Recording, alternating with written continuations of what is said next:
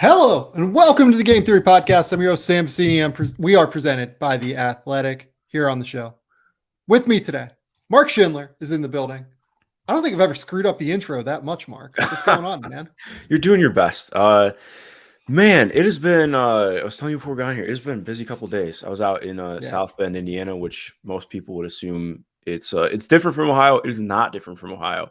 It is basically like if you just erase the border, Indiana and Ohio are the exact same thing, just a little bit flatter in Indiana. But it was a blast, man. I don't know if you've been to Purcell Pavilion, but really good venue for a basketball game. I had an absolute blast. I was out at Notre Dame UConn, got a really great game. So yeah, I am having a good time, just a busy time.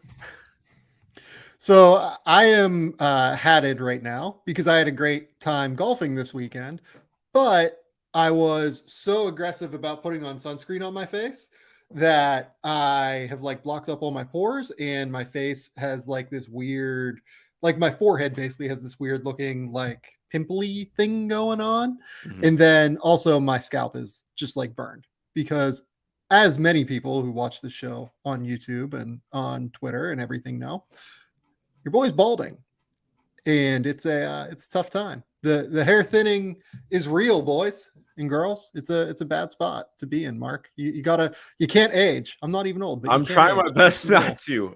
It has been really difficult lately to not do that. But I'm pull for me because I'm trying very hard not to. I'm just hoping that it goes well for you. But Today on the show, we're going to talk about a couple teams it's going well for, a couple players it's going well for, and a couple of players that it's, just so for right now. So we're going to start with the New Orleans Pelicans, who are on fire and are maybe the most exciting team to watch. I think it's like them, Sacramento, maybe Boston, I think is another really, really fun team to watch. But I want to talk about the Pelicans, who are on this awesome winning streak right now and have been really, really good for the first quarter of the season at this point. They're 15-8, and they're sitting in second place in the Western Conference. Then we're going to move and we're going to talk about the Atlanta Hawks, it's just a weird team for a number of different reasons that I want to talk about with Mark. Injury riddled, obviously. They're dealing with a lot. They're dealing with just front court outs everywhere, it feels like. But also just a fascinating situation is they try to incorporate Trae Young and DeJounte Murray together while Trae isn't really playing his best right now. So trying to navigate how those two work together when they're playing at their best is going to be really interesting. Then we're going to move to Scottie Barnes, who is, I would say, in the middle of a sophomore slump. I don't think that's unfair, right, Mark? Yeah, no, that's fair. Yeah. So, and just what's happening with Scottie Barnes. Mark and I obviously love talking about young players across the league. We think it's a really interesting topic right now. So we're going to dive into him. And then finally, our topic that did really well last week. We love talking about GG Jackson last week. So Mark's prospect of the week this week that we're going to dive into is Jett Howard. And I have a lot of thoughts on Jett Howard after having now watched, I think, 3 or 4 Michigan games. I feel a little bit more equipped to talk about him. I know that we said we would talk about Jarace Walker this week on the show, but Houston has a really fun game coming up this weekend against Alabama. And we figured we would wait until after that Alabama game to dive into Jarace Walker, just because it'll give us a really, really good, I think, level of scouting insight that maybe we haven't quite gotten totally yet with Jarace, because he plays on a Houston team that is the best team in the country. And he hasn't gotten a ton of opportunity while on the ball all the time, while also playing in just a different kind of scheme. And then also like having good games and like playing against good teams. It's just a weird deal with Jarace, and I want more information, right, Mark? Yeah, I agree. And then we get to talk about Brandon Miller too, who we haven't talked about yet, the two of us. So I'm excited about that as well. Yeah, and then the good news about today as well, because Michigan played Kentucky over the weekend, we're going to get to talk about one of my favorite prospects in this class, Cason Wallace, because Jett Howard and Cason Wallace matched up with each other a decent amount in that game against Michigan, or that game with Michigan and Kentucky. So really, really excited to dive in there. But let's start with the Pelicans. So the Pelicans are on fire right now. They are absolutely, I think, the hottest team in the league, right? That's probably fair. Yeah, I think it would be right up there. When you look at, so I did this probably has changed after yesterday, but yesterday morning, I filtered for teams that are playing in, top 10 in offense and defense over essentially the last 10 games of basketball. And it's been the Pels, the Celtics, the Kings, and the Warriors. And that definitely fell off for the Warriors last night, but that's remained true for the other three teams. So it has been I agree, man. And there's so much to dive into with them. But the biggest thing for me is just Zion. Like, they have really started to lean into just giving Zion the ball in the half court and operating from there. A ton of 4-5 pick and roll, which absolutely bludgeoned the Nuggets with how their defense has been to start the year.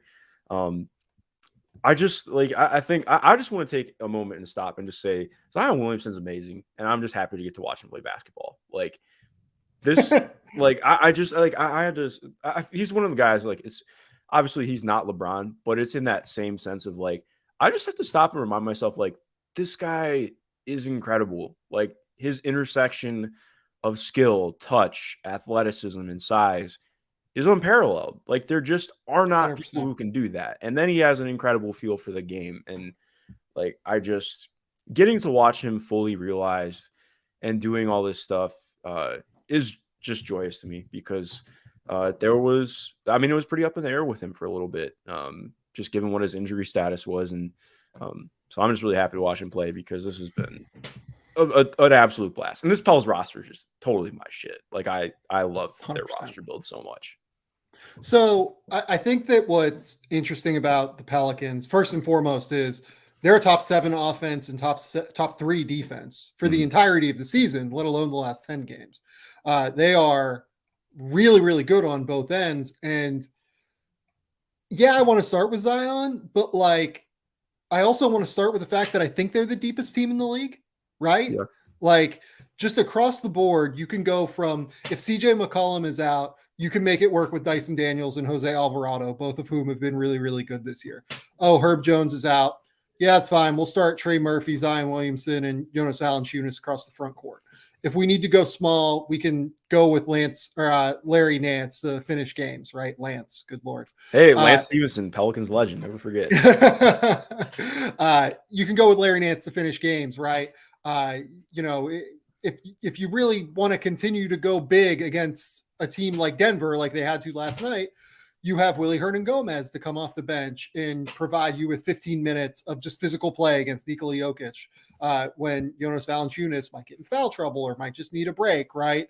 So it's just the level to which that they can present problems for defenses, on top of the fact that right now, like, Brandon Ingram didn't play last night, right? He's not even totally there right now. And I don't think Brandon Ingram, I don't think they've figured out the best mix of all of these pieces yet in terms of when they operate at full capacity. I think their upside is even more immense than what it has been so far. So it's just such a fascinating group for a number of reasons in terms of depth. And I think we want to talk about some of those guys, especially Dyson and Jose Alvarado, just knowing the two of us later on, right? Yeah. But more than that, I do think we want to start with Zion. And I just love the way that Willie Green has taken lessons from early in Zion's career and has, just obviously understood how good Zion is. They get him the ball on the move constantly. Right. Dribble handoffs constantly, letting him go in transition constantly. Yeah, they post him from time to time, and it works, obviously, because he's so effective and so good as a basketball player. But just the way that they get him the ball, I think that they really have optimized his effectiveness at a really, really high level. And he's getting better, too. He's starting to really learn how to pass at a really, really high level. And that's another topic that I want to talk about after we get to Zion, just in terms of the way this team operates. But let's start there. I just love the way that the Pelicans use Zion Williamson and get the most out of him. Yeah, no, I mean, I completely agree. I think what you mentioned that is so interesting is I think there's not that I think people looked at him as he's just going to be a strict rim roller or anything like that kind of prospect. But I think what's just so fascinating about him is he can just kind of do anything. Obviously, no, he's not a shooter, but like you mentioned, I think the burst that he has at his size is incredible. So anything that steps into the catch is just like you can't really defend it. Like Aaron Gordon just got absolutely bulldozed multiple times, and Aaron Gordon's a really stout on ball defender, and I mean Zion just absolutely ate him alive in the paint. So I think like obviously yes, he's great doing that. Like you can fly him off of pin downs and into handoffs because he can turn corners really well. I think that's one of the things that has been so impressive about this year, seeing him back just at full health and full capacity, is like his change of direction. Obviously, it doesn't play out quite the same on defense, but his change of direction with the ball in his hands is really impressive. Coming into, off screens to get the ball in his hands, also that's really impressive. But then again, like you take that strength and you can do some post stuff with him. They haven't really leaned into that as much lately. But again, just like they're doing a ton with him running screens with him in JV, and the synergy they have is actually really fun together, and it's looked good. And then he's so effective as a screener, and you can have him screen and then flow into a screen or something. Like there are just so many ways to use him, and it feels like they really have kind of leaned into that and figured out, hey, let's just get funky with him, do as much as we can to get exciting with him, and it's been very effective. Well, and the crazy thing is that I feel like they haven't even like completely optimized Zion as a ball handler and ball screens yet, because like to me the most devastating thing that they could possibly run is using CJ McCollum as a screener for him, in the same way that Stan Van Gundy used to use JJ Redick as a screener for him. Yeah. Right. Like if you start using CJ as a screener, I would imagine that they're going to do that like once they get to the playoffs, and it's going to be really, really fun because CJ is an even better ball handler, even better decision maker. Like if you run like a ghost screen and CJ is just like flying up to like the opposite side wing and Zion hits that kick out, CJ is going to be able to attack that closeout to an even greater extent than what JJ was able to and get the team into rotation. Or he might just be able to shoot and be wide open because of the attention that has to be paid to Zion Williamson. The other thing that really, really stands out to me about Zion is the defense is better. I don't want to say he is a plus defender now, but I think they've done a really, really good job of allowing him to kind of be more of the help roamer that he was at Duke, while he also, I think, is taking more substantive and calculated risks than what he did early in his career as a help defender. And I think that, yes, he's not like some elite level defender because I still think he gets beat on ball sometimes. And I think that, sometimes he does make these, wild reads and makes a mistake and struggles once he starts his momentum going one direction and he stops. It's hard to get him going backward. Right. So there's room to grow for Zion, I think, defensively, but he's already to the point now where he's not killing the Pelicans defensively anymore. Like that was a thing early in his career. He really struggled on that end. He's not struggling anymore on that end. Like he is okay to manage a lot of different matchups, and he's actually fairly useful as a help defender now, kind of just making shit happen. Yeah, no, I couldn't agree more. His help side rim protection has actually been really fun to watch. Like you mentioned, just him playing as a roamer has been incredibly effective. Seeing him just find more ways to clean things up. I do think and this is more like just a minor thing that I do think will matter more in the playoffs, but like his, the only like real concern, maybe concern is even the wrong way to put it, but the only real action where I still feel like is when he's on a movement shooter, because they do like to switch, and sometimes it can be pretty soft switching. And if they throw him on a movement shooter, or if he gets switched onto a movement shooter, I think that's kind of where you're teetering a little bit. And I think that showed up a little, especially in the first quarter, the Nuggets game. He got a couple of inopportune switches, and like you mentioned, if he takes one step in the wrong direction, I do think it's a little bit harder for him to just get that same momentum going another way. But at the same time, too, like I just think that so often the switches that get pointed out and be like, oh, well, in the playoffs, I'm like, yeah, in the playoffs, but also it's just not as easy to force switches in the playoffs as I think it sometimes gets made out to be. So I have some hesitancy, but also like you're saying, like there's really good stuff going on there compared to what it's been in the past. Yeah. And the other thing I want to bring up here is the way that they initiate their offense. They have so many guys That can like just Everybody bring can the ball up initiate the the court. offense. Yeah. Brandon Ingram, Zion Williamson, CJ McCollum, Dyson Daniels, Jose Alvarado obviously is another one. I'm probably missing like you could like let Larry Nance bring the ball up the court and I feel okay about Yeah, it. they let Right? CM3 do it sometimes. Like it's been awesome. Totally. Herb can do it because Herb played a little bit of point at Alabama. Like it's this concept almost where everything just flows, right? And you see it like in the assist numbers, right? Like Zion, like I don't have them in front of me right now. I'll pull them up as I'm talking. But like Zion is averaging like 4 assists a game or something like that. CJ McCollum is averaging 6. Brandon Ingram's averaging 5. Herb Jones is averaging 2. Jose Valanciunas is averaging 2. Jose Alvarado is averaging 3. Najee Marshall and Dyson Daniels and Devontae Graham, they play, somewhere between 20 and 16 minutes a night, and they're averaging 2 assists per game. It's just that they move really, really well in concert with one another, and everything just flows together. And I think that's part of why their offense is so dangerous, because they can initiate attacks from so many different angles with such unselfish ball movement, while also just having really, really threatening offensive pieces out there. Yeah, no, exactly. And I think what is so fascinating about this team too is there's not like one concrete kind of guy that they have as in their wing room. Like they have so many different guys who can do things. Like Herb is expert at just finding gaps to attack and redrive and continue moving the ball. TM3, like who I kind of really want to write about this. I've already written about Trey this year, but I just want to write more about him because he's so fascinating. Like I went back and I like looked at this. I want to go and hand track some of the stuff. But like I looked into it, and over almost half of his shots this year are coming from 2 or 3 feet behind the 3-point line. Like and like he's legitimately spotting up at like 30 feet. And it's been like the way that it just makes a closeout that much harder, especially if you're sending nail help.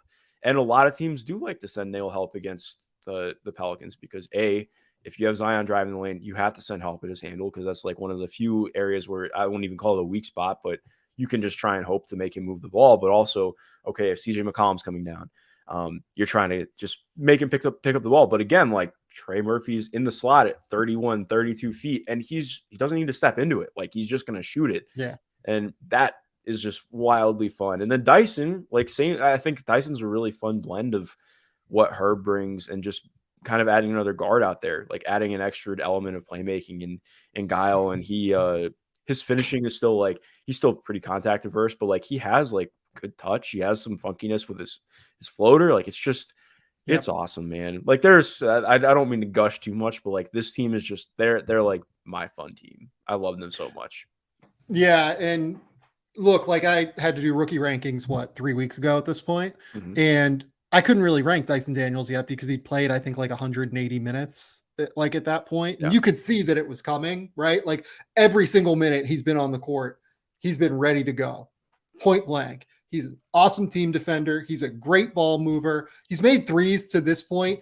He's picked his spots offensively, though, I think is the more important part. Like, he finishes at the rim when he gets an opportunity. He's a really smart cutter. He doesn't stop moving, I think is also like a critical thing here. He's just constantly moving. When he has the ball, he's probing. He is a consistent decision maker. He sees the court and processes things really, really well. These are all the reasons that I had Dyson Daniels as a top 7 player in this class. I think I might have even had him at 6, if I remember correctly. So like, I love everything that Dyson has brought to the table. And I think he looks awesome and looks ready to be, if the shot falls at the level it has fallen so far, he's made 40% on limited attempts. If he even makes 35%, he's ready to be a playoff rotation player right now as a rookie because of the way that he processes things, the way he moves the ball. Yeah, no, I agree with that. And that actually brings up a fascinating point. Like, I don't know if you're ready to have this conversation yet, but it's been circulating about should the Pelicans, quote unquote, make an all-in move. And I just, I guess I think I always tend to oscillate into it. Just depends on what the move is because I don't know what's available. Things change.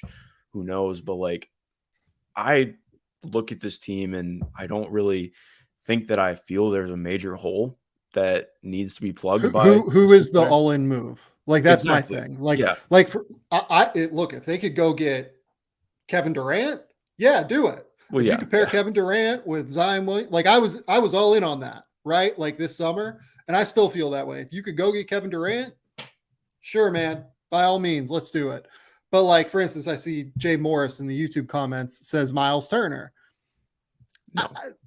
I don't need him there. It's interesting because like what I see, like I've heard that one a lot, and I just don't like. I don't think that it's super necessary to make like I love Miles, and I think that he would bring things that are interesting to the Pelicans. But I also just like I think you just lose a little bit of the offense with what JV brings. Like I know it's easy to look and be like, oh well, JV's only playing 21, 22 minutes a game. Like he's not this, he's not that. And I think he's just perfect for what they do. Like they love attacking the offensive glass. He's awesome at that. He's an awesome finisher. He's an awesome screener, which again, really important because they really like they don't have a guy who is like a standstill creator with the ball in their hands, in my opinion. So they really thrive on having him and Larry Nance be very good screeners for the ball handlers. Miles is not. I think that that's the critical thing. The fact that they have a lot of guys that are good at handling the ball. They don't have like an ISO creator, especially when Brandon Ingram's out of the lineup. And Brandon can do it. Brandon is the guy that can do it for them. But like just being able to throw the ball on the block to Jonas is super valuable for like 6 minutes. It's a pressure point. Like you can throw the ball to Jonas and he can draw doubles like routinely. And that's huge. Like and then again, not that he's Nikola Jokic or Bam Adebayo, but he is a very good passer for his size. And he also just doesn't make boneheaded plays with the ball in his hands.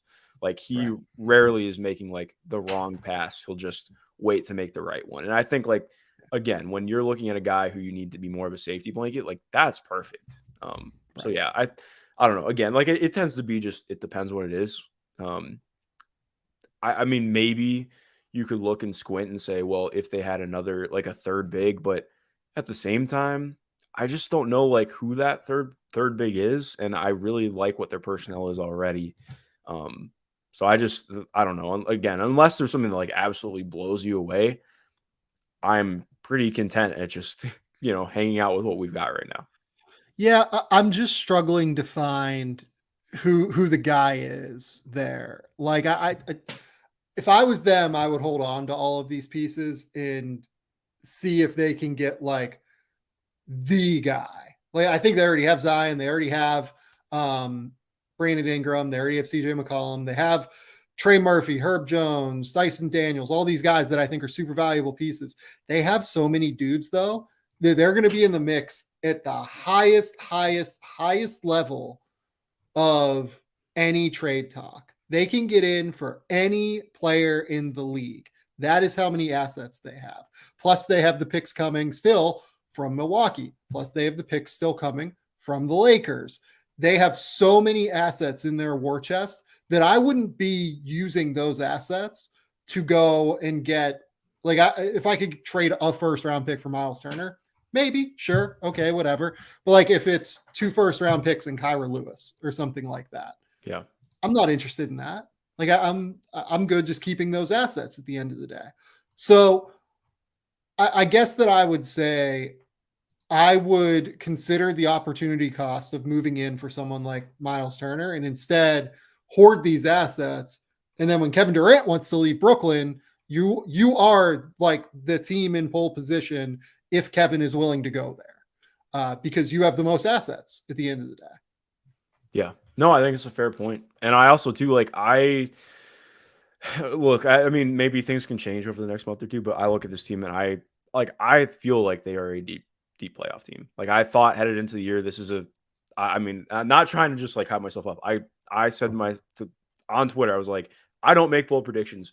I think this is the first New Orleans team that isn't a Hornets team that wins 50 games. And I think that they're more than on pace for that. Obviously, you never know what happens with injuries. But yeah, this team really moves me. And that's without even like, Jose Alvarado just looks like Allen Iverson against the Nuggets. You dropped. He was just career dropping high. them. Yeah. That was a incredible stuff. That is what I live for. I love Jose Alvarado, but also I just want to point out, like, I can't remember if you and I have talked about this on here, but he's made legitimate improvements this year that have been Jose? good. Yeah. Yeah. Oh yeah, totally. The shooting, like I think it goes Yeah. in every time he's open, it feels like. Yeah. The shooting has really come along. And then more importantly, too, I think like that in turn, like he's just found more confidence inside the arc. And I really Yeah. like what he brings. Not that he's a quote unquote better fit than CJ with Zion, but what he brings is just really fun to have around Zion. Like he's obviously more of a combo guard, obviously not in a combo guard's body, but like he's so good at utilizing the entire area of the floor without even necessarily getting all the way to the rim. And he's just adept at making guys shift just enough to open up gaps and creases. And he's been really effective using that for his own scoring because he has pretty good touch inside the arc, despite being, blessed to be listed at 5'11". And yeah, that has been really exciting to watch because I do think like that just like I think we've seen it. He's taken over Devontae Graham's spot in the rotation. Like Devontae still plays obviously because they play a deep rotation, but like he's moved into the second guard spot over the last couple of weeks and it's been warranted. He's been really good for them. And I obviously I don't think that he's going to, fill up the 3-pointers like quite like that all year, but he really is improving as a movement shooter. And, they've been able to use him more as a ghost screener and just doing exciting things in that way. And it's just made him that more effective of a rotation player. He's not a novelty. Like he's a very real rotation player on a good playoff team. So here is my next question. Typically these teams that play super deep, right? That play, 10 or 11 guys, they tend to be the teams that are more regular season teams, right? I actually kind of think that this team is also built for the playoffs in addition to being a regular season team. They have all of these long, athletic, defensively conscious wings, Trey Murphy, Herb Jones, Dyson Daniels. Those three guys like certainly stand out as having the traits that you need to be successful in the playoffs. Mm-hmm. They have the star power in Zion Williamson and Brandon Ingram.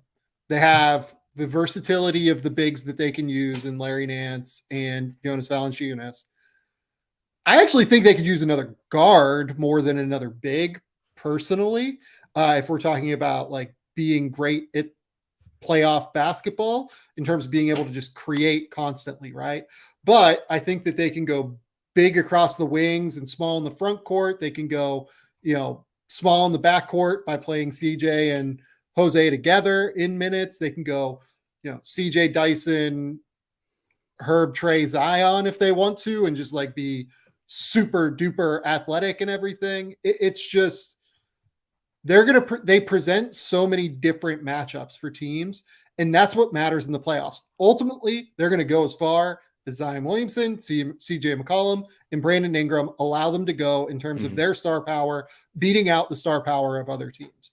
But I think they're going to have the marginal advantage on the fringes versus other teams in a way that some of these other playoff teams don't necessarily have. Yeah, exactly. I think what's so fun and what feels different about them with their depth is like, I feel like their depth is, and maybe this seems arbitrary, but I feel like their depth is used in a way that shifts the game for them, not to adapt to other teams. And that to me speaks volumes on what the depth is, because I think, you can often look at teams and be like, oh, well, if they just have these things to counter. And I think, no, like what I've really loved about the early season and what you're hitting on too, that it feels different from other teams. Part of it's been due to injury that has forced them to really try things, but they have been really running through and trying different things on both ends, which has been really fun to watch. And that makes me all that more excited about what they can be in the playoffs, because I think you look at, how they can be kind of honed into what they do best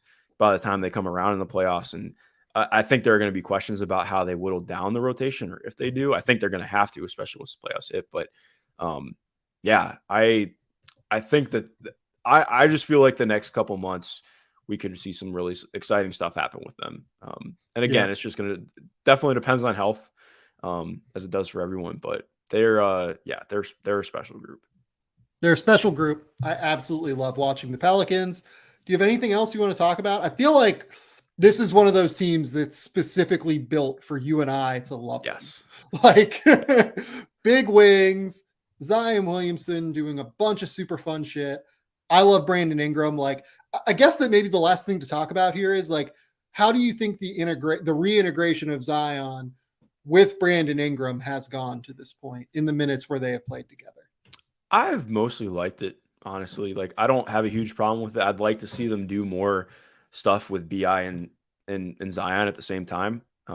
Like use Zion as a screener, use BI as a screener. Like, I think I would like to see them do more things to involve both of them in the same action. Same thing with like talking about CJ. I think I'm not really worried about how CJ has looked to start the year. I think again, part of it's just been guys have been in and out.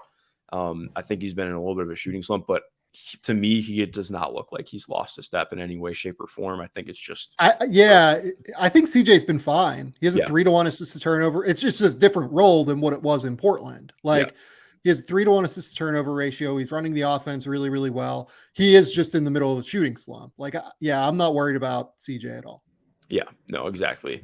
I don't but I mean, overall, I don't think that I have like any real concerns about that. Just because I felt really good about what BI was able to find last year. And I think a lot of what made me excited about what BI was doing last year is that it was in terms of like that back half. Like, yes, he didn't shoot well from three, but he was so good at like, that was the best that he ever saw the floor the last like probably 30 games last year. And I think that he's mostly continued that to start the year. There have even been times where I felt he's like too passive as a shooter. So again, I think just seeing them with more time together is going to be exciting, but I feel it's been pretty good. Yeah, no, I agree. I'm with you. The Pelicans have been one of the most fun teams for me to watch this year. Let's move on and talk about the Hawks, but we're going to take a quick commercial break before we do that.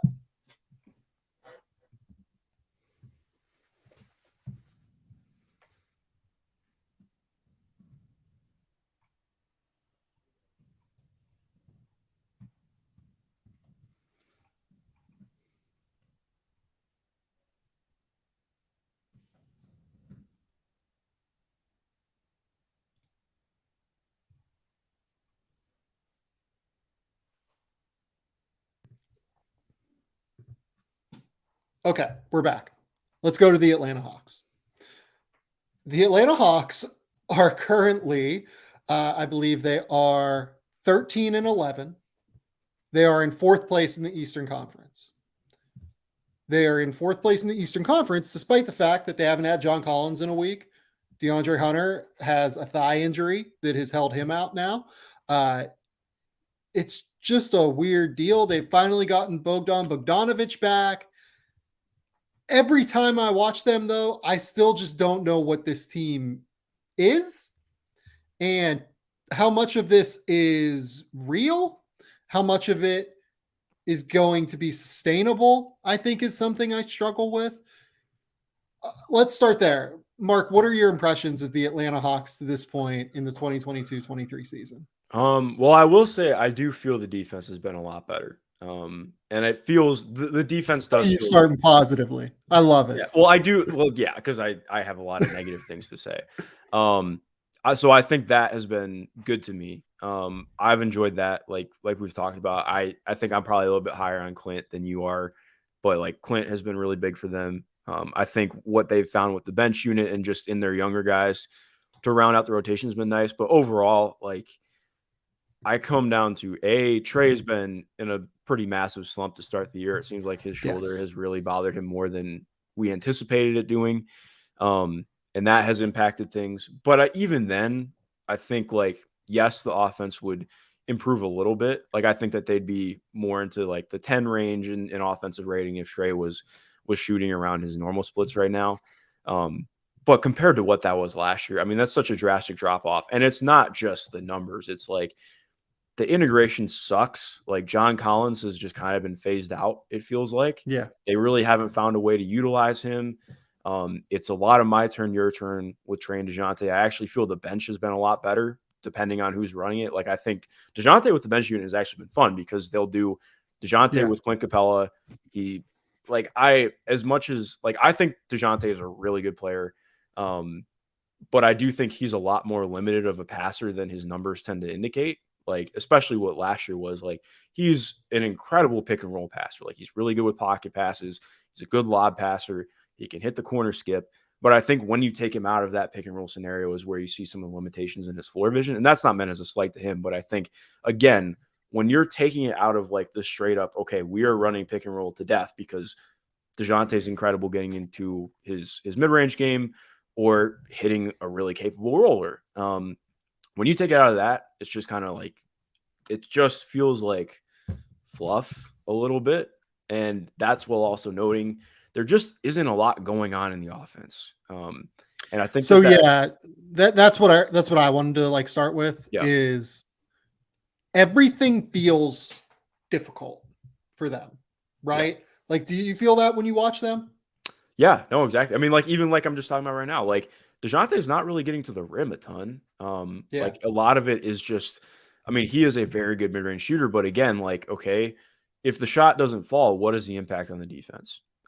So I think that's an aspect that's really difficult. But then again, like you're mentioning too, like there's very little off-ball action that goes on. Like there's just not a lot going on in terms of exchanges. And what's frustrating is like they have the personnel to be more inventive than they are. I think on one hand too, like this does need to go on. They don't got the coach for it though. That's, I mean, all this stuff are the Shams Charania of the Athletic and his reporting with the spat between Trey and Nate McMillan that led to Trey not going to the game against Denver, which that's the whole thing. But like, to be fair, it is two-sided. Like, I don't think Trey has done a particularly good job of trying to be part of the offense when he doesn't have the ball. Again, part of that's on coaching. And I imagine like if there was a coach he was bought into, then maybe we see it be a little bit different. Same thing on the defensive end. Like you can look at what Trey did last night against OKC and say, hey, he got into the paint a ton. He was dishing the rock. He got to the free throw line a bunch, and that's all well and good. They're throwing double teams at Shai Gilgeous-Alexander most of the second half. They may as well have just been throwing one on the ball because Trey was not doing jack shit. Like he's just standing there with his arms at his side, not providing any force. And I know a lot of people look at this and be like, well, he's 5'11", 6 foot at best, like weighs 180 pounds. What are you expecting to do? Fight. Like when you look at what the Knicks series was and just that entire playoff run, like Trey tried on defense and it was very notable. He did a ton to make himself as small of a liability as possible. And we haven't felt that this year. We didn't feel that last year either. And I think if this team, yes, they traded Kevin Huerter, but I still feel like it's pretty clear. Like if you make that move for DeJounte Murray, and I've had Hawks fans disagree with me on this, but I think by making that move for DeJounte, like they very clearly are like, okay, well, we're here to compete this year. Like we made the Eastern Conference Finals once. Like obviously, yes, there's the stuff with the ownership not being willing to get into the tax, but that's been a thing for them even when they've been a title contending team. So I just am really disappointed with where this team is at, and I think we're pretty fast tracked towards some kind of change happening there. I think it's impossible to be disappointed, I guess is what I would say. They're 13-11. I think you can be disappointed by the process. Yeah, I think that's a good way to put it. Like, but even then, like, I feel it's the losses that they have accrued that are really disappointing because I think I look at again, like the process is disappointing, but also when I look at this team, like OKC is a better team, but like you have Trey, you have two all-star level players, you have a borderline defensive player of the year candidate in Clint Capella. Like you have a pretty good rotation. Like yes, DeAndre Hunter is out, but you should be able to beat Oklahoma City if you're out there and you're playing your best. You should be able to win a home game against Oklahoma City. Exactly. I totally agree with that. And like they lost to the Philly team that didn't have Joel Embiid or James Harden. Like that's a joke. When you have Trey and DeJounte, they lost to the Rockets. Like that game to the Rockets was pathetic. And I know that's a super, me, I'm not a negative person. That's a lot to throw out there, but I think to me, like, I don't know, maybe I'm definitely a lot more down on this team than I think you're at. Yeah. Like it's interesting. So they started out really well. They started 7-3 in their first 10 games. Right. Mm-hmm. And they beat Milwaukee. They beat the Pelicans. Like they had a couple of really, really good wins in that time. Since then, I mean, they beat the 76ers. I don't think that was a game where the 76ers had like a full complement. They had Joel and Tyrese looking at the box score in that game. So, a good win there, I guess. They beat Milwaukee again, but like lost to the Celtics, lost to the Cavs, lost to the Rockets, lost to the Heat, who are scuffling right now, lose that game to the Sixers. Their wins are against the Magic and the Nuggets. The Nuggets is a good win, but then you lose to the Thunder. It's just up and down. It feels like the process is different. Like it just feels like pulling teeth when you watch them on offense. Anytime that it's DeJounte and Trey together, and it almost runs better with Trey off the court, like just in terms of the way it makes sense. Their offense isn't better with Trey off the court because even though Trey is in the middle of this slump, he in the shoulder, I think you're right. Like it clearly seems to be bothering him. Like he wouldn't be shooting like this if it wasn't bothering him, right? But he's so good that like the process almost doesn't matter, but like it looks cleaner and it looks better when he's off the court. And like that matters on some level, I think, as you move into like the highest level of matchups that you can face. I don't know what to do with them. I feel like they are ripe for a shakeup trade in like a real substantial way. And it seems like based off the reporting, it's probably going to be John Collins, right? Like that feels like you can't really move DeAndre now because he signed the extension. I guess you could move Clint Capella. I don't see them moving DeJounte because DeJounte has been really good, I think, like for what he is. I mean, I think he's averaging what, like 21, 6, and 7 or something like that. I'll look at the numbers. Yeah, that's exactly it. He's shooting 37% on more volume from three than he ever has before. He's been pretty efficient. Like, it's hard to look at DeJounte as the problem because he's been really good. I guess it is Trey that's the problem, but like that's probably going to turn based off of our history with Trey. So like, I just don't have a feel for them at this point, I guess is my point. And this far into the season, it's kind of important to have that feel. Like it's kind of important to know what your structure is going to be, how you can run offense, how you can get efficient offense. I mean, this team takes fewer threes than anybody in the league, but they're also middle in the pack in terms of like shots at the rim, right?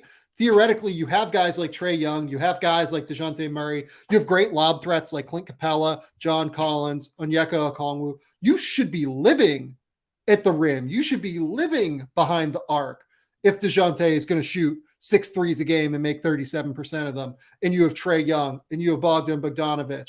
Like, there's every opportunity for you to just derive threes and shots at the rim.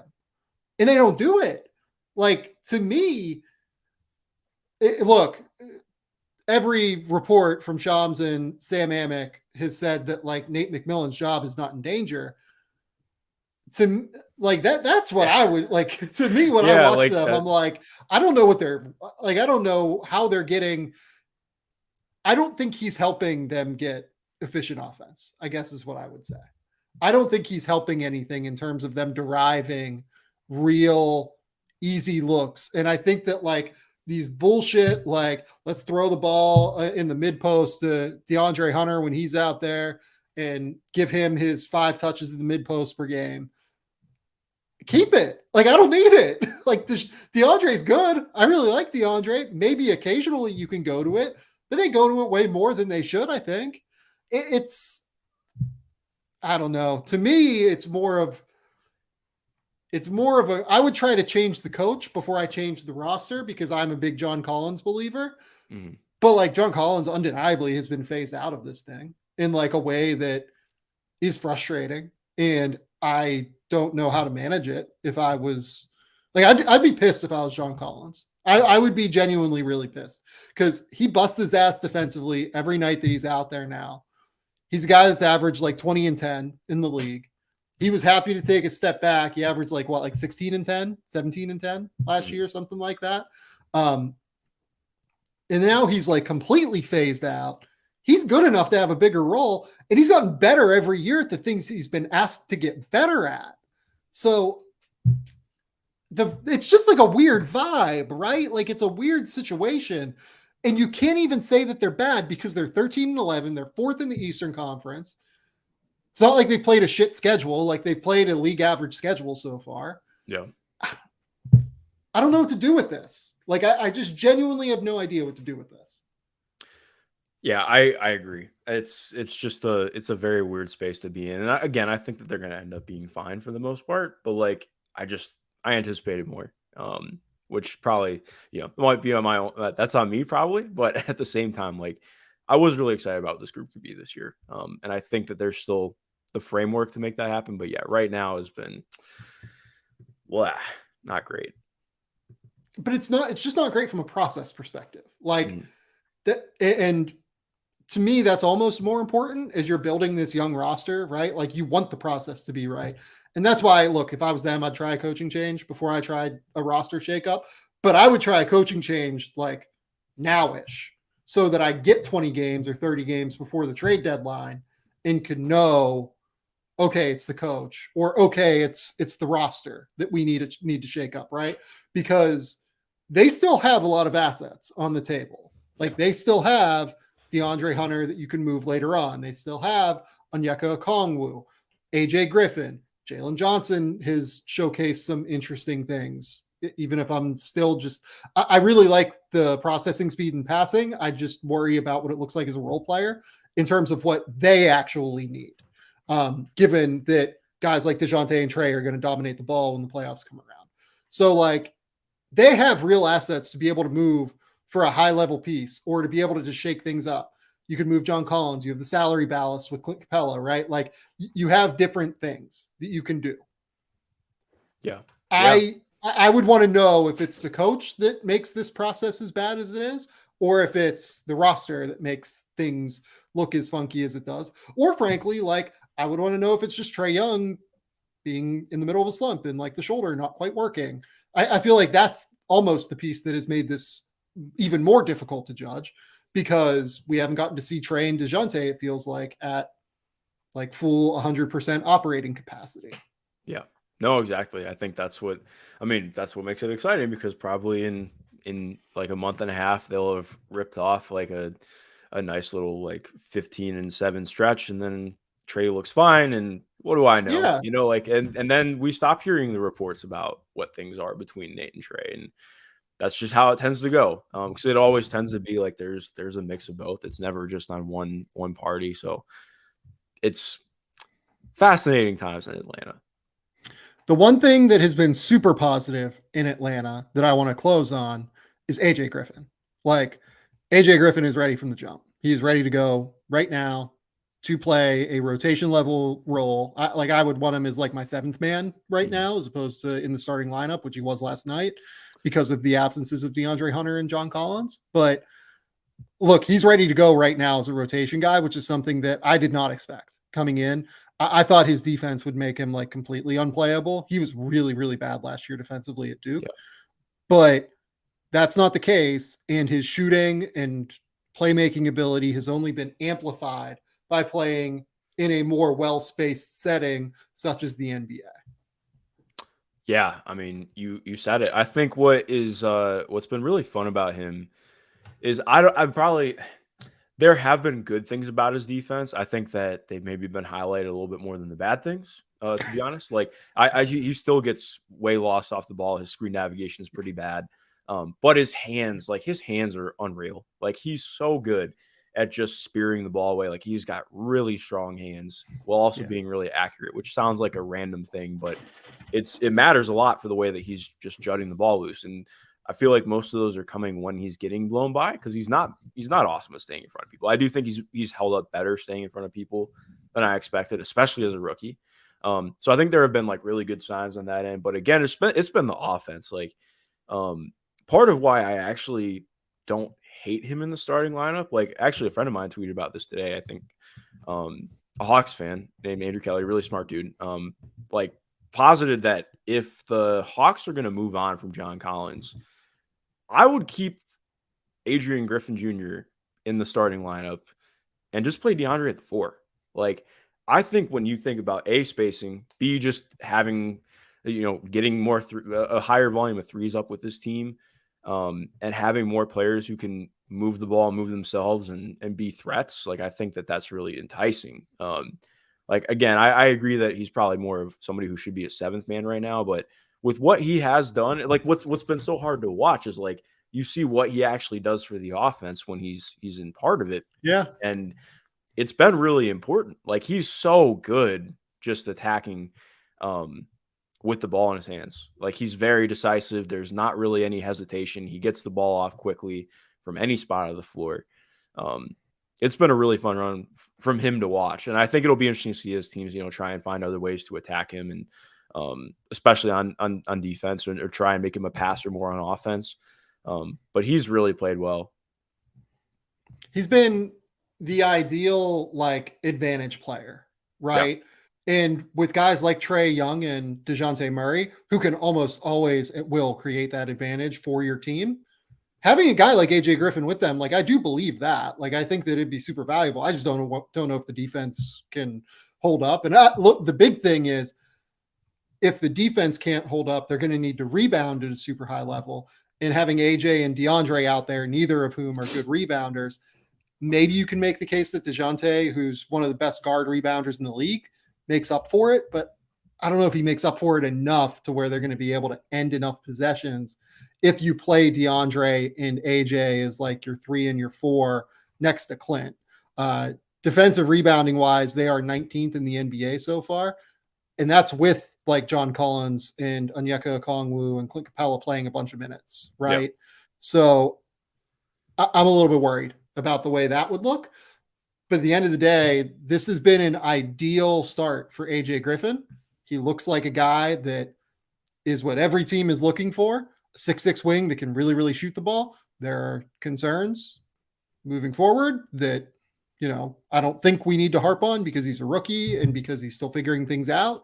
But I've been very, very excited. This is the AJ Griffin that people were hoping for coming out of Duke and coming into the start of his pro career. Like when he or coming into Duke, I guess, when he was a senior in high school and didn't play, and like some of the U16 stuff that we saw from AJ Griffin when he was with Team USA and looked like maybe a number 1 overall pick candidate at that point if things really would have broken right. Mm-hmm. So I love to see that he's been really, really effective so far. Yeah, that makes 2 of us. Yeah. So let's go to now Scottie Barnes. And let's try not to get destroyed by all of the many people on Toronto Twitter that are going to be very angry that we're talking about Scottie Barnes. Although I will say, like, I think they've been pretty like real and open about the fact that Scottie has struggled this year. Yeah. Despite the fact that he is their favorite like son in Toronto at this point. Okay, let's do this. Let's start with the numbers. Scottie Barnes currently is averaging 14.5 points, 7 rebounds, 5 assists per game. On the face, pretty good. He's taking 4 3-pointers a game, shooting 32% on them. Teams don't really guard him out there. They don't care if he takes those shots. He's making 66% of his free throws, 45% from the field. His true shooting percentage right now is 51.7%. That is 1% better than Jalen Suggs, for instance, right? Who we talk about as being this very inefficient player, right? But like, I think that it's, these are the 2 guys that are going to be compared forever because they were the 2 options at number 4 overall. And one of them gets talked about as this incredibly inefficient player. And Jalen is more efficient because he turns the ball over more often. Having said that, Scottie also leads the Toronto Raptors in turnover rate at this point at 15%, which is way too high for the percentage of possessions that he gets to run for them, with Fred back in the lineup, with OG taking a step up as being able to handle more offensive creation. So Scottie has been disappointing on offense. It pales in comparison to the level that he's been disappointing on defense, I think. He's been very bad on defense. I'll just kind of let you go first and go now and talk about Scottie. Where are you at with Scottie Barnes at this point? Yeah, I think we texted about this the other day. I don't think I'm as concerned. I don't know. I'm not going to cookie cut. Like, I think he's been per expectations, not what I expected this year. Like I was expecting the leap. I really enjoyed Jason Tatum's comments after the game last night. What I don't know why he was asked about Scottie's sophomore slump, but I do think it was like interesting to hear him talk about it, and I think there was a lot of good in there. What I think that the knee and ankle are clearly still bothering him, even if Nick Nurse is going to deny it. Like I am watching him play, and like this dude is not moving in the same way he did last year, which I probably am just less worried about what that means long term because I think he's going to get right. Hopefully, I just wish that they would actually let him sit and not be war criminals with how they play their guys. But Nick Nurse, it's insane to be playing him 41 minutes a night while he is like he's clearly not 100% physically. If he's 100% physically, we have bigger problems, right? Like, yeah, exactly. Okay, yeah. If this is 100% physically, yeah. Like, okay, all right, wow. Throwing my hands up. But no, I think offensively. But we've seen him look better, is my point. Yeah, no, exactly. And I think what's weird offensively is, like, again, worth noting, like, how many guys have been out for the Raptors. Like, there's a website you can you can pay for that shows you who is missing, who's missed the most guys. I mean, games due to injury. I don't pay for that site, but I can imagine that Toronto will be right up near the top, especially when you're considering how much time Pascal has missed, how much time Fred VanVleet has missed, and also Fred VanVleet has just been dealing with injuries on and off and has not looked like himself much of the year. Like it's really, I mean, this is OG has been like the only healthy player this year, and that's normally the opposite of how things run. So it's been wacky with that. Like obviously Otto Porter's only played 8 games, and I think they were expecting him to be a much bigger part of the rotation. Their spacing has been pretty rough. Like this is part of it is the offense that they run, but they're 25th in 3-point shooting right now, 33% from 3. Part of it's been slump, part of it's personnel. They also they only get up like an average amount of threes, but like they've gone more from Scottie being a play connector last year, and obviously that his role evolved from being more of a play connector to running more stuff on the ball as the year went on. But like they really put the ball in his hands to start the year, and I think that was like when you have just less guys who are good in the lineup that you're expecting to have there. Like I think that it makes sense that there were some growing pains with that. I have been impressed with his passing still. But it's just the actual like on ball scoring has been like, it has taken a hit. And I think part of that is just like last year, like we talked a little bit about with Zion, like he was so good at finding ways to insert himself in the offense. And I think this year they're asking a lot more of him. Okay, be the offense. And I think he struggled with that, to be honest. Like, and I think part of this is not to go on an entire tirade, but like part of why I get frustrated with some of the rookie stuff, like, and this is not to say like I judge people who haven't watched somebody as a prospect and then have thoughts on them. Like not that at all. But I just think it's important to not put insane expectations on somebody just because of what happens in their rookie year. Like he was put in a role that was just exceptional for him last year. And he also, to his credit, like he made massive strides that I just didn't expect ever seeing when he was playing at Florida State. Like I didn't expect some of the touch stuff. I didn't expect the jumper to come along as soon as it did. And I still think like there have been really interesting stuff with his touch finishes. The jumper has just been really off from 3 for him. And I think that's kind of cratered, especially when you're looking at his shooting percentage, that's cratered stuff. Yeah. And he struggled more at the rim too, obviously. And I think partially due to that knee and ankle. Like he just hasn't had he's still dunking the ball a lot. But it hasn't been like, I don't feel like he's had the same separation around the rim. And again, part of that is where he's getting his offense too. But the defense has been the bigger thing for me in terms of where I am like, whoa. Like I don't think his off-ball defense has been particularly awesome. And that's also noting too, like the closeouts have been really bad. His angles have been really bad. He cannot stop anybody on the ball right now. And again, part of that is like they're not just saying, okay, we're going to put you on this guy. It's been more so like he's being put into actions and then he's just not able to stick in front of somebody. But I think that's well, no. Let's call out Nick Nurse a little bit here. Yeah, Nick Nurse is having him guard Jason Tatum. He is putting a guy that, again, I personally don't think is 100% right now. I don't know this. I haven't talked to Scottie Barnes. I haven't talked to Nick Nurse. Look, he's not moving as well as what we saw last year. He's not moving as well as what we saw at Florida State. Yeah. It's just kind of the reality of the situation, right? I've watched quite literally probably 100 games of Scottie Barnes at this point, if you go back 4 years, right? Probably more than that, honestly. Probably 150 or something like that. I've seen him play so many times. I probably watched 30 Raptors games last year. I watched almost every game he played at Florida State, and I am sure that I watched a significant number, so maybe 100, let's say, games of Scottie Barnes coming into this year. He is not playing like he's never a guy that's played with an exceptional amount of bend, right? Like he's always played a little bit upright and a little bit stiff and used his length. He has none right now. Like he can't, like, it feels like he like almost like is struggling to bend like in his knees a little bit. Hot take, he just was out for a couple games with a knee sprain, right?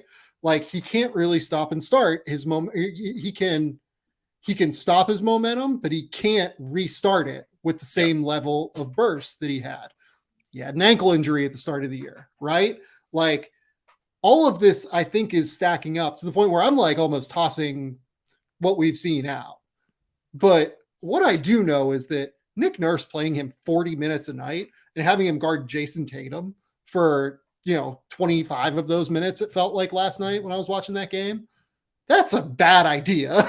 Like, that's not putting this guy in position to succeed at a high level. And I guess you could say, look, he's getting the reps on one of the best players in the league. This is a role that we're hoping that he can play for us long term, being the guy that can be the defensive stopper with his tools physically, with his length, with his stick-to-itiveness, his motor defensively.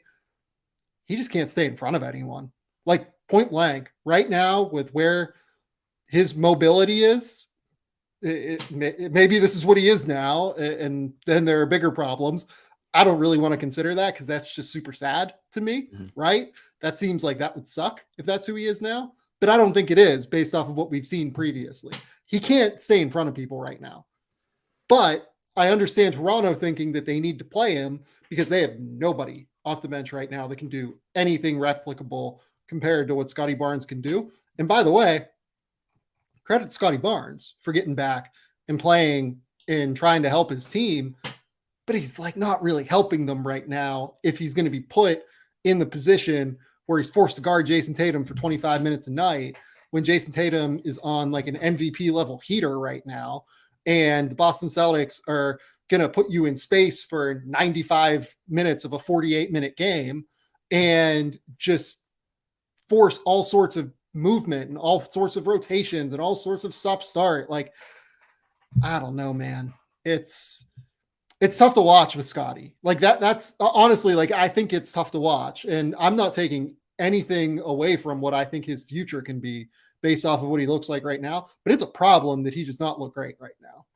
Yeah, no, I agree with that entirely. It's been, it has definitely been difficult. I still think like there have been good things to take away from some of the offensive process and learning. But yeah, the defense it's just more in what he looks like physically is a little bit concerning for sure.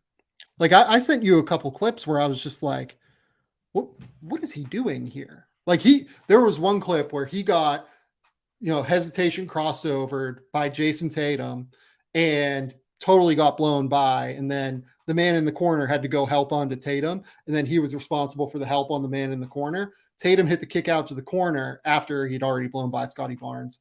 I think it was Blake Griffin, if I remember correctly, pump faked him, drove him left and threw down that huge dunk. And that was kind of wild to watch in real time yesterday. I was just like, this isn't Scottie Barnes. Like, this isn't the guy we've seen before. Yeah. That was the one where I was like, oh, like this isn't good for him to be out here right now. I felt like, so I don't know. Nick Nurse needs to stop playing these guys fucking 45 minutes a night. Yeah, and I do just want to say too, because I think people are going to be like, wow, he's not playing 40 minutes a night. If you go through and sort the games where he wasn't coming off the bench because he was coming back from injury, and you sort out blowouts, he is playing about 38, 39 minutes a night. So it's a lot. Yeah. And he played 41 minutes last night. He played 45 minutes the night before. He sat those couple of games with the knee injury. He's played 41 minutes the game before that. Like, he played 37 minutes in his third game back from the knee injury. I'm sorry. Like, he's playing a crazy number of minutes right now. Yeah.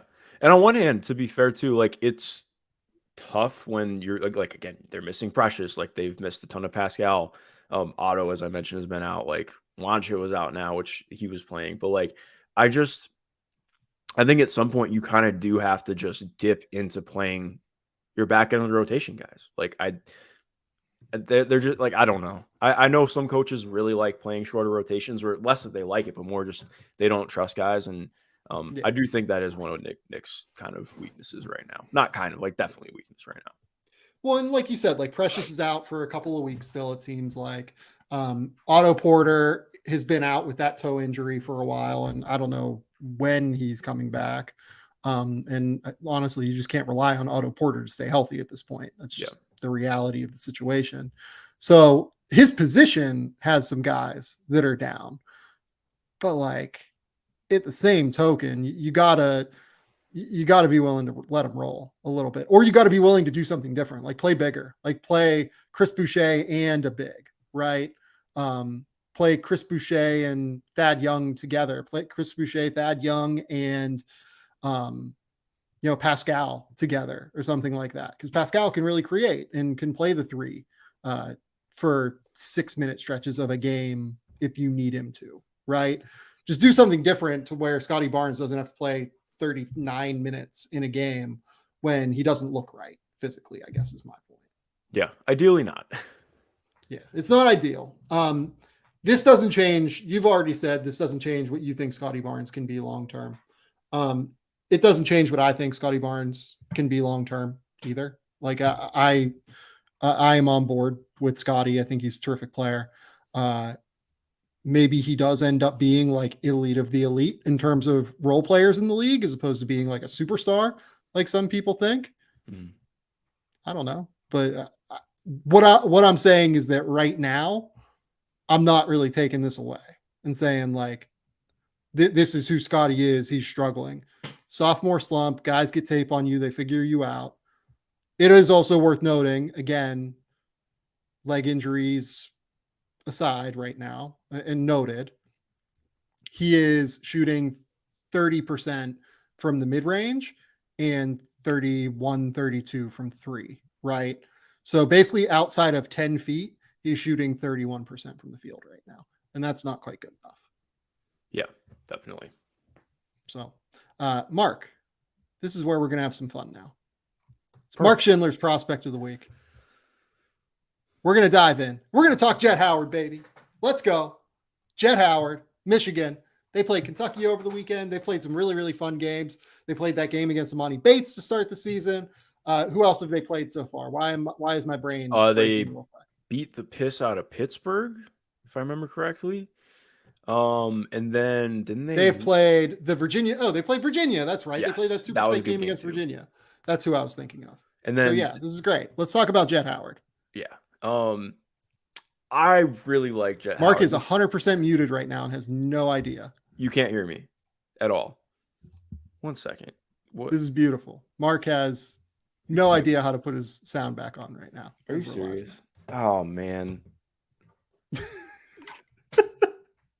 This is glorious. I absolutely cannot hear you. You muted. Their mic is not connected, is what it's saying. Your mic is not connected, Mark. Okay, now can you hear me? Hello. I can't hear you. What the fuck? It's plugged in. Let's Mark, try and X out and come back in, maybe. Okay. You have the link. So Jett Howard this season. Let's kind of start with the nuts and bolts of Jett Howard while Mark tries to figure out where he is right now. So let's get Mark back in. Mark? I absolutely cannot hear you. This is beautiful. Okay. Try now. All right. How's that? Nope. Mark is hello. The people have gotten to Mark. The government has gotten to Mark. They have cut him out. Okay. Can you hear me now? No. Yeah, well, people can hear him apparently. I just can't hear him. Why can't It's just you. Let's see. Did I like lose my sound somehow? No, I'm not I mute. guess. Let me try and X out. I'll be right back. Okay. Well, that's exciting. Well, thank you guys for popping in and being here. I don't know what. No, I guess now you guys could hear all my expletives I was shouting out. I was annoyed that my fucking mic wasn't working. Reportedly, it was not my mic though. Interesting. All right. Okay, can you hear me? I can hear you. Re-hit the brand up. You can't hear me, can you? Mark, can you hear me? I can hear you. I can't hear you. This is glorious. Wow. Do you want to try and record this for the people where I have no idea what you're saying, and you have no idea, or you'll be able to hear me? This could be a really fun project. Let's try this where I just can't hear you, and I'm going to be going off of facial cues. I don't know. We'll find out. So let's start with Jett Howard here. Yeah, we're not going to do this. This is a terrible idea. Let's end this broadcast, Mark. Let's call it. Maybe we'll start a second one for the people to do the Jett Howard breakdown and figure this out. But I think we're going to have to call this one and figure it out here. That's probably right. Shit.